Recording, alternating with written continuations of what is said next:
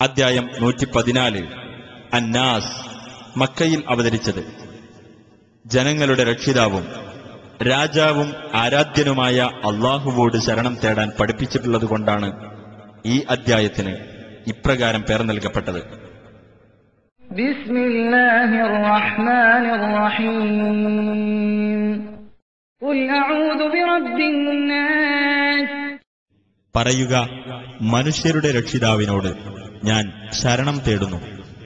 മലികിൻ നാസ്. മനുഷ്യരുടെ രാജാവിനോട്. ഇലൻ നാസ്. മനുഷ്യരുടെ ദൈവത്തോട്. മിൻ ശർരിൽ വസ്വാസിൽ ഖന്നാസ്. ദുർബോധനം നടത്തി പിന്മാറിക്കളയുന്നവരെ കൊണ്ടുള്ള കെടുതിയിൽ നിന്ന്. അല്ലദീ യുവസ്വിസു ഫീ സുദൂരിൻ നാസ്. മനുഷ്യരുടെ ഹൃദയങ്ങളിൽ ദുർബോധനം നടത്തുന്നവർ. മിനൽ ജിന്നതി വന്നാസ്.